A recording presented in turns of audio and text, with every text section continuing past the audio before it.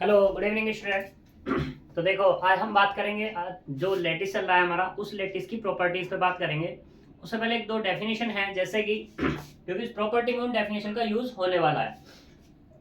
तो पहली डेफिनेशन है हमारे पास ड्यूल लेटिस। ड्यूल लेटिस होता क्या है उसके बारे में समझते हैं। तो मान लो हमारे पास L less than equal to B एक कोई लेटिस है। ये हमारे पास क्या है?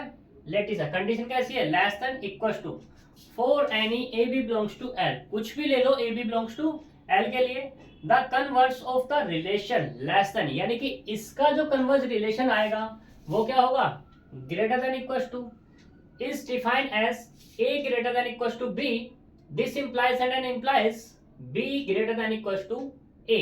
या तो मैं ऐसा भी कह सकते हो यहाँ पे कि a less than equals to b। ठीक। तो यहाँ पे अब कंडीशन क्या थी? पहले हमारे पास लेस देन इक्वल्स टू, अब क्या हो गया हमारे पास? Greater than equals to. तो ये जो ग्रेटर देन इक्वल्स टू की कंडीशन आई है, इसी को हम कहेंगे ड्यूल लेटिस। किसका? लेस देन इक्वल्स टू का। ठीक है। अब इसी के बेस पर यहाँ पे है ड्यूल स्टेटमेंट, और ड्यूल लेटिस की डेफिनेशन इंपोर्टेंट है यहाँ पर। तो dual, the dual of any statement in lattice, हमारे पास किस में आएगा? वो लेटिस में आएगा। L less than equals to is defined to be the statement that is obtained by replacing, यहाँ पे ये मीट को रिप्लेस कर रहे हैं किससे? जॉइन से। यहाँ पे है ज्वाइन को रिप्लेस कर रहे हैं किससे? मीट से। या less than equals to replace by greater than equals to, greater than equals to replace by less than equals to. ठीक, हम ऐसा कर रहे हैं, यानी कि रिप्लेस कर रहे हैं।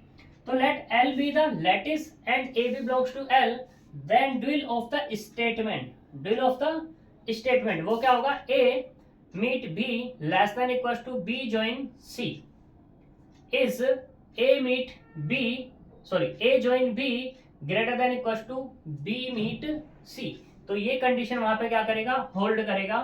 तो वो जो हमारे पास कहलाएगा वो कहलाएगा ड्यूल स्टेटमेंट, यानी कि जो हमारे पास स्टेटमेंट होगा वो क्या कहलाएगा? हमारा ड्यूल स्टेटमेंट कहलाएगा। ठीक है। अब यहाँ पे चलते हैं इसकी प्रॉपर्टीज पे। प्रॉपर्टीज इंपोर्टेंट है यहाँ पर। एक प्रॉपर्टी, वन प्रॉपर्टी तुम्हें यहां से एग्जाम में मिल जाएगी देखने के लिए, इन एग्जाम। ठीक है। तो यहाँ पर एक प्रॉपर्टी इंपोर्टेंट है। इन प्रॉपर्टीज पे चलते हैं और वन बाय वन सभी को प्रूफ करते हैं। तो सबसे पहली प्रॉपर्टी कहती है आइडेम्पोटेंट लो। आइडेम्पोटेंट लो क्या है? कि कोई भी तुम्हारे पास एल के पास ए है, तो यहाँ पे जाएगा ए मीट ए बराबर ए, या ए ज्वाइन ए बराबर ए। तो प्रूफ करते हैं यहाँ पर। देखो किस तरीके से यहाँ प्रूफ होगा ये। इसको हम पहले रफ कर दें।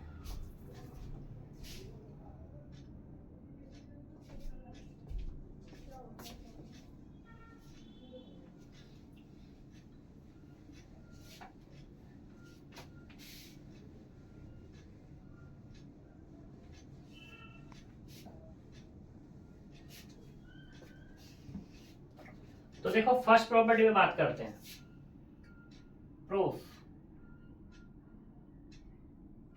तो फर्स्ट प्रॉपर्टी क्या है इसकी? वो है कि for any A belongs to L.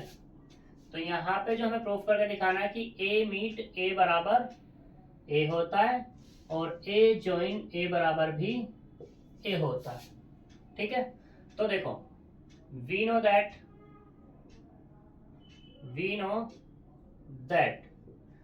A meet B, A meet B बराबर क्या होगा? Infimum of A B, infimum of A B. ठीक है। अब हमें क्या लेना है? ए मीट ए का लेना है। तो इन्फीमम क्या आएगा? Infimum of A A, infimum of A A. दोनों में से कुछ भी ले सकते हैं हम इन्फीमम अपना, चाहो तो ये वाला साइन लगा दो। ठीक। अब इन्फीमम ए का लेना है, तो भैया क्या निकल के आएगा हमारे पास? ए तो आएगा। तो इसका मतलब क्या हुआ यहां से? ए मीट ए बराबर ए। हो गया प्रूफ, फर्स्ट कंडीशन। दूसरे वाला, we know that we know that A join B बराबर कितना होता है, सुप्रीमम ऑफ ए बी। ये फॉर्मूला होता है हमारा। हमें किस पे बात करनी है, ए जॉइन ए पे बात करनी है, तो बी की जगह भी क्या आ जाएगा अब हमारे पास, ए ही आ जाएगा, और सुप्रीम क्या मिलेगा इसका, ए मिलेगा। तो मतलब क्या हुआ, ए जॉइन ए बराबर ए। ठीक, यहां तक कोई दिक्कत। दूसरे वाले में चलते हैं।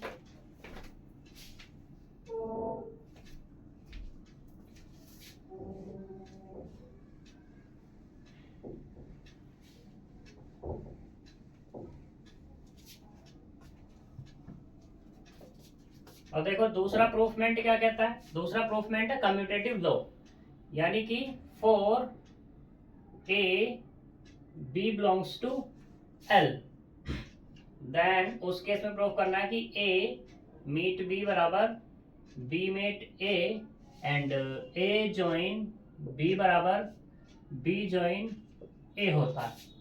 ठीक, तो देखो वी नो दैट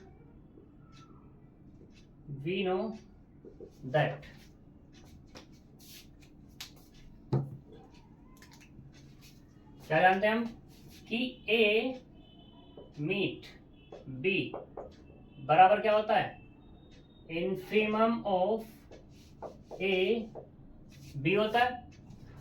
अब इस इन्फीमम ऑफ ए बी को मैं ऐसे लिख लूं बी ए, क्या ही दिक्कत है, और ये किसके बराबर हो जाएगा, बी मीट ए के। तो इसका मतलब क्या हुआ, ए मीट बी बराबर बी मीट ए, हुआ प्रूफ। दूसरे वाला, we know that A join B बराबर कितना होगा, सुप्रीमम ऑफ ए बी, ये होता है। अब इसको मैं ऐसे लिख लूं supremum of B A, set के अंदर है, कोई फर्क नहीं पड़ेगा इंटरचेंज करने पर। और इसका मतलब क्या हो गया, बी जॉइन ए, तो मतलब क्या हुआ, ए जॉइन बी बराबर बी जॉइन ए। ये भी हमारा सेकंड पार्ट में प्रूफ। ठीक, अब चलते हैं तीसरे वाले पर। तीसरे वाला एसोसिएटिव लॉ। एसोसिएटिव लॉ क्या कहता है, देखो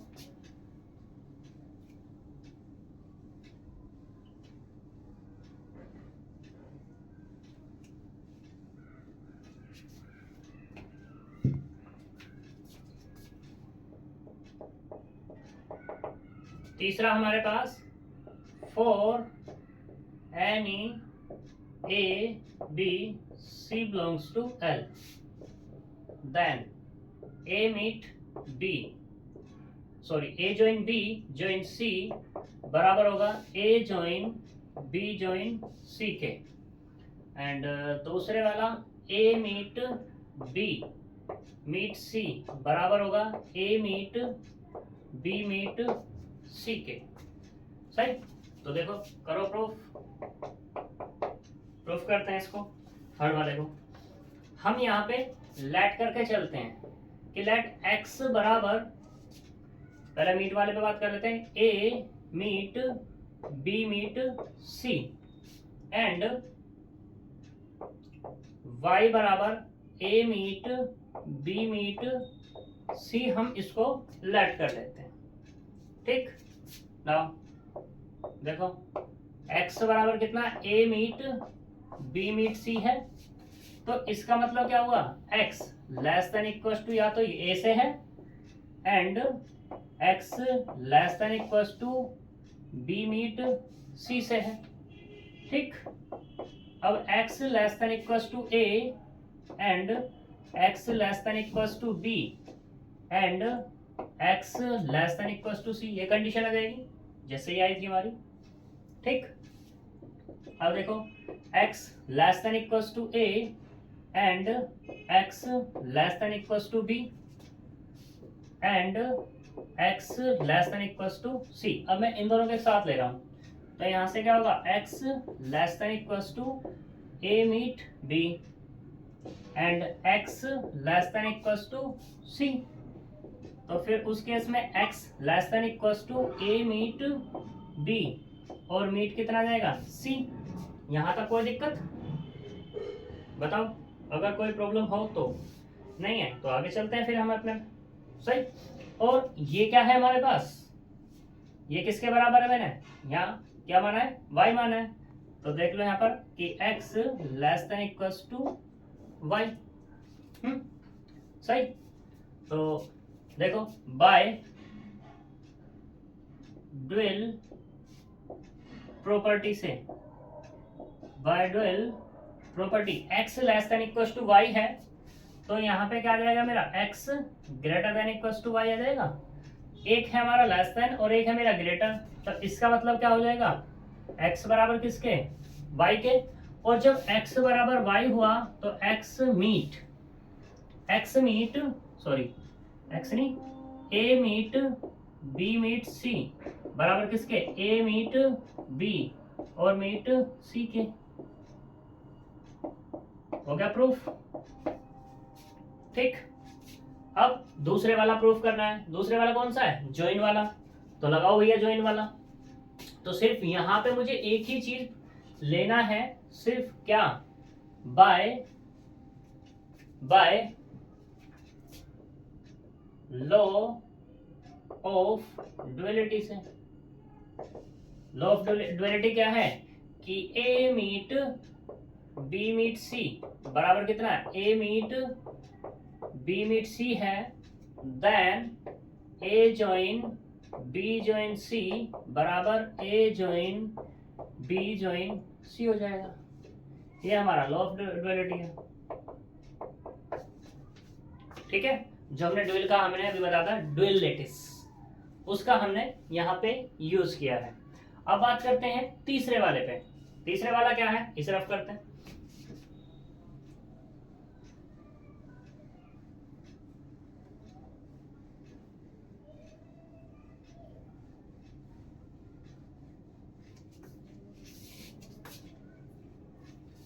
तीसरा नहीं, फोर्थ है यहाँ पर।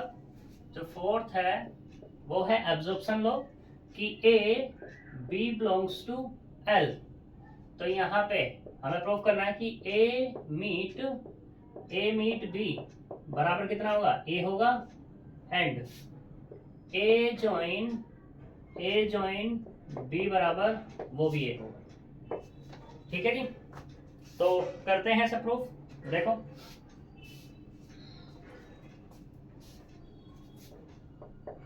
प्रूफ लेट करते हैं यहाँ पे कि A belongs to L, A belongs to L। तो यहां से क्या होगा, A अपने आप के लेस होगा। ठीक है, जब A अपने आप के लेस है और A क्या होगा, less than equals to A join B भी होगा। ठीक, अब देखो यहां से कि A less than equals to A and A less than equals to A less than equals to A less than equals to A join B। तो यहाँ पे क्या आएगा, और लगा सकते हैं हम कि A जॉइन B के। ठीक, तो अब हमें यहाँ पे क्या मिल जाएगा, हाँ थोड़ा सा गड़बड़ है यहाँ पे। जो हमारा एब्जॉर्प्शन लॉ है ना, वो ये कहता है कि A meet A join B है, ये A जॉइन B। और दूसरे वाला क्या है हमारे पास, A join A meet A है।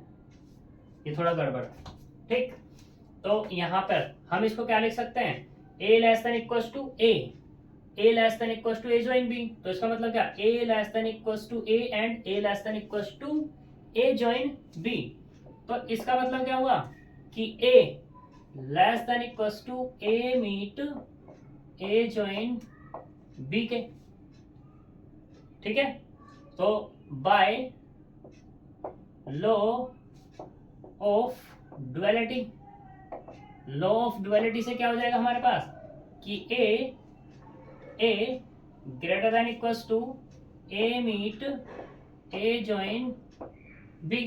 एक है ग्रेटर और एक है क्या हमारा पास, लेस देन है। ठीक है, थोड़ा सा गड़बड़ हुआ है। थोड़ा सा गड़बड़ ये हुआ है कि देखो मैंने यहाँ पे क्या कहा कि a less than equal to a meet a join b मिला मुझे, ठीक। बट एक बात बताओ कि a meet a join b less than equal to नहीं होगा a से। क्यों? क्योंकि देखो पहले मीट की बात है, यानी कि इंटरसेक्शन जैसा हम कुछ यहाँ मान सकते हैं, और यहाँ पे क्या है, यूनियन जैसा हम ना कुछ मान सकते हैं यहाँ पर। तो a यूनियन b यानी कि दोनों के एलिमेंट आ गए, फिर इसमें इंटरसेक्शन a आ गया, तो यानी कि कॉमन आ गया, तो ये क्या होगा, या तो बराबर होगा या लेस होगा। ऐसे यहाँ पे ये क्या होगा, लेस देन इक्वल टू के केस में आ जाएगा, वही होगा हमारे पास। अब हमारे पास एक तो बराबर है और एक क्या है, एक हमारे पास लेस देन और एक क्या है हमारे पास ग्रेटर देन। जब एक लेस देन है और एक ग्रेटर देन है तो इसका मतलब क्या आ जाएगा हमारे पास कि a meet a join b बराबर कितना हो गया a। एंड अब लगाओ law of duality. Law of duality क्या कहेगी कि a join a meet b बराबर, वो भी हमारे पास क्या मिलेगा a, और ये दोनों के दोनों a हैं, तो इसका मतलब क्या होगा a meet a join b बराबर a join a meet b हो जाएगा, ठीक। ये सेकंड वाला भी हमारा प्रूफ हो गया, हैंस प्रूफ, या यहाँ पे कह सकते हो हैंस प्रूफ, और ये वाला भी हैंस प्रूफ। अब इन दोनों से एक कंडीशन है कि a meet a join b बराबर a join a meet b बराबर, ये भी बराबर होता है, ये हमारी नेक्स्ट कंडीशन अपना स्टार लगा सकते हैं यहाँ पर कि हमारी इंपॉर्टेंट हो जाएगी, ठीक है। तो ये हमारे पास 4 कंडीशन थी जो इंपॉर्टेंट थी यहाँ पर। अब इसके आगे थ्योरम्स वगैरह हैं, वैसे तुम्हारी यहाँ पे आई तो है नहीं, ठीक है। फिर यहाँ सबलेटिस वगैरह की डेफिनेशंस हैं, ये भी अभी तक नहीं देखी गई है, लेकिन कर सकते हैं। सबलेटिस क्या होगा हमारे पास, उसे मैं ऐसे ही समझा करके छोड़ दूंगा। सबलेटिस क्या है कि कोई भी तुम्हारे पास लेटिस होगा,